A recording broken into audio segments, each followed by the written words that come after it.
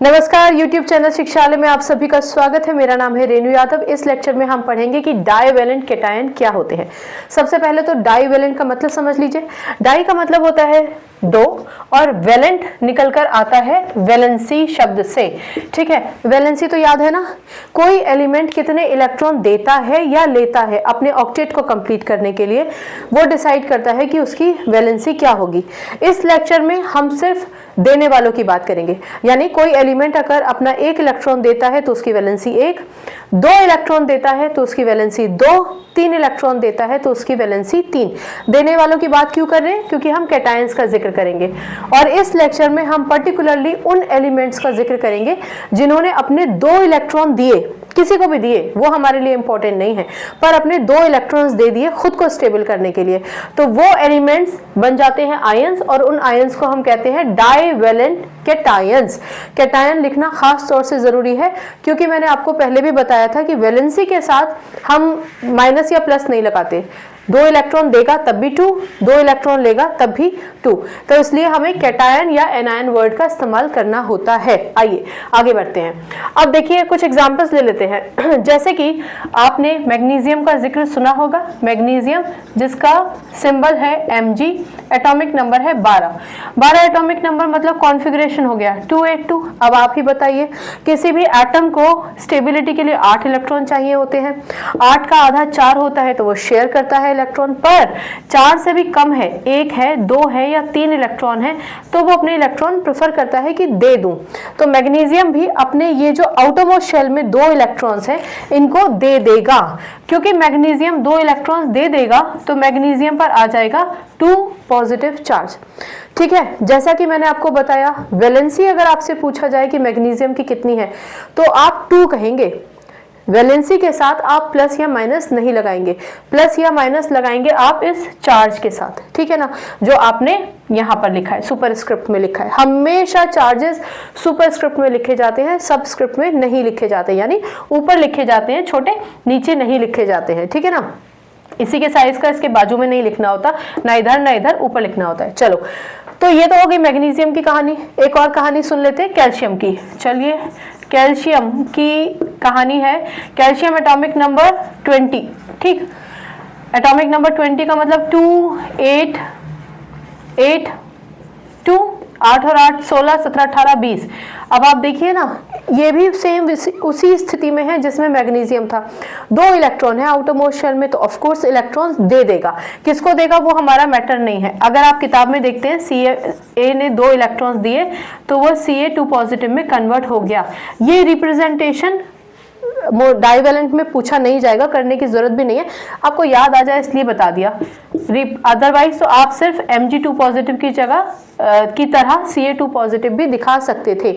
अब इस दोनों एग्जाम्पल्स ने इन दोनों एग्जाम्पल्स से आपने क्या समझा?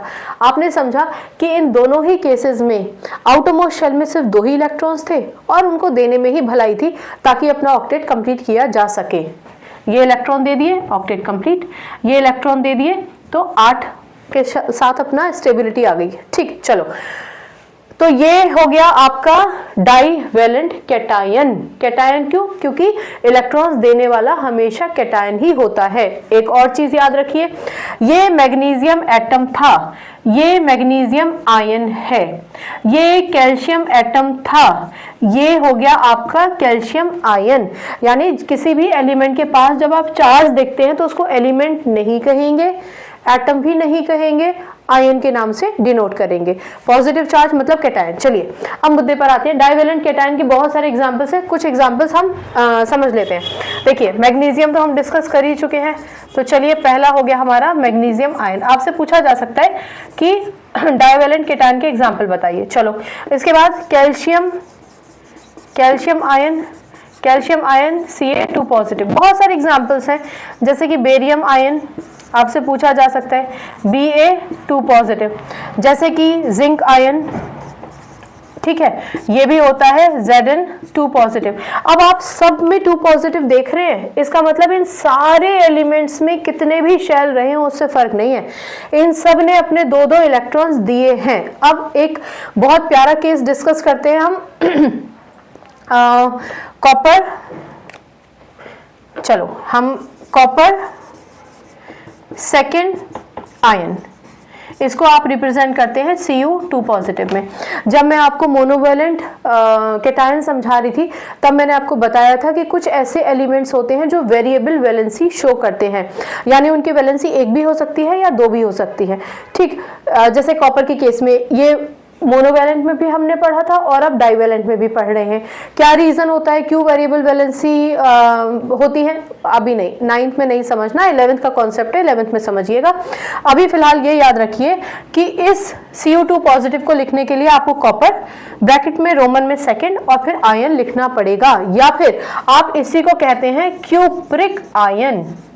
क्यूप्रिक आयन याद रखिए, जब कॉपर 1 पॉजिटिव होता है तो आप उसको क्यूप्रस आयन कहते हैं और यहाँ पर 1 लगाते हैं, लेकिन अगर उस पर 2 पॉजिटिव चार्ज हैं तो आप कॉपर सेकेंड आयन या फिर क्यूप्रिक आयन लिखेंगे। याद रखिए, अगर आप क्यूप्रस और क्यूप्रिक में कंफ्यूज हो रहे हैं ना तो आप सिर्फ कॉपर आयन लिख दीजिए, यहाँ पर 2 पॉजिटिव लिखना जरूरी है। अगर डाइवेलेंट पूछा जाए तो 2 पॉजिटिव लिखना जरूरी है। चलिए एक और प्यारा सा केस डिस्कस करते हैं हम, फेरस, ठीक है, फेरस सेकेंड आयन, या फिर आप इसको फेरस की जगह हम आयरन लिखेंगे, आयरन सेकेंड आयन। ठीक, इसका सिंबल क्या है, Fe2 पॉजिटिव। इसी को Fe2 पॉजिटिव को हम कहते हैं फेरस आयन। ठीक है, और फेरस क्यों लिखते हैं, क्योंकि बच्चों आयरन जो है ना, आयरन का जो ओरिजिनल नाम है लैटिन से हमने लिया था उसको हम कहते हैं फेरम। आयरन ना एक लैटिन वर्ड फेरम से मिलकर बना है, लैटिन वर्ड था ये।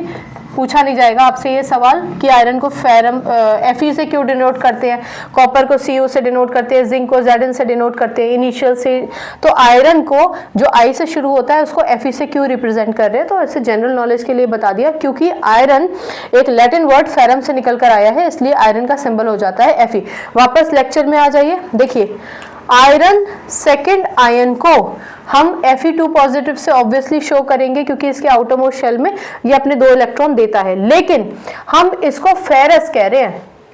यानी मोनोवैलेंट के टाइम पे हमने कॉपर को क्यूप्रस कहा था, मरकरी को मर्क्यूरस बोला था, लेकिन यहां हम आयरन पर 2 पॉजिटिव चार्ज होने के बाद इसको फेरस कह रहे हैं, क्योंकि जो Cu1 पॉजिटिव और Hg1 पॉजिटिव था ना, वो 1 पॉजिटिव इनकी इनिशियल वैलेंसी थी जो ये शो करते थे, यानी मोनोवैलेंट थे।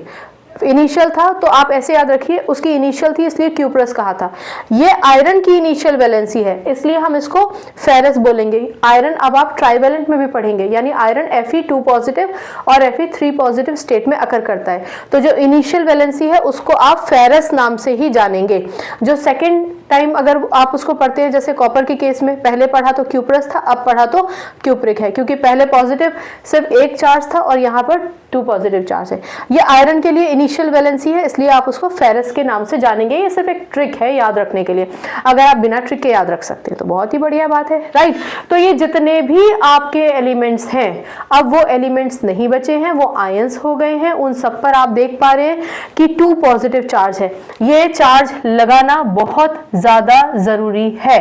आपसे पूछा जाए डाइवेलेंट कैटायन क्या होते हैं तो आप कहेंगे वो एलिमेंट्स जो अपनी स्टेबिलिटी के लिए 2 इलेक्ट्रॉन्स दे देते हैं, डोनेट कर देते हैं, वो डाइवेलेंट कैटायंस कहलाए जाते हैं। कैटायन को याद रखने का तरीका, एक सिंपल लाइन काट दीजिए, जो कट गया वो कैटायन है, जो लाइन कट गई वो कैटायन है, मतलब पॉजिटिव चार्ज होता है उस पर। ठीक है, वेल आई थिंक मैंने सब कुछ कवर कर लिया। ये बहुत प्यारे प्यारे एग्जाम्पल्स हैं, आप उसमें से कुछ भी लिख सकते हैं। ज़रूरी नहीं है कि आप अगर कंफ्यूज हो रहे हैं तो आप ये लिखें, आप लिख सकते हैं, ये भी लिख सकते हैं। ठीक है, चलिए, तो आज के लेक्चर में आपने समझा कि डाइवेलेंट कैटायन क्या होते हैं, राइट। अगले लेक्चर में हम ये जानेंगे कि ट्राइवेलेंट कैटायंस क्या होते हैं। तो अलग अलग तरीके से आप केमिस्ट्री को अप्रोच कर सकते हैं। एक ही तरीका होना चाहिए बस समझने का। रट्टाफिकेशन मत करिए, बिल्कुल रट्टाफिकेशन मत कीजिए। और समझ में नहीं आता तो कई बार समझ लीजिए। हाँ, स्पीड अगर ज़्यादा लगती है तो आई थिंक यूट्यूब में एक सेटिंग होती है ना जहाँ पे आप स्लो कर सकते हैं, फास्ट कर सकते हैं, तो उस हिसाब से आप अपना अरेंज कर लीजिएगा और सुन लीजिएगा। लेक्चर समझ में आए तो बहुत बढ़िया बात है, नहीं समझ में आए तो सवाल पूछिए और क्लैरिफिकेशन पाइए, ठीक है। बाकी केमिस्ट्री से अपनी केमिस्ट्री अच्छी बनाइए, शिक्षा ले आइए। अगली बार मिलने तक अपना ख्याल रखें, खुश रहें, सकारात्मक रहें। जो चाहते हैं उसको शिद्दत से पाने की कोशिश कीजिए। अगर वो आपके हक में, आपके हित में है तो ईश्वर आपको जरूर देगा। नमस्कार।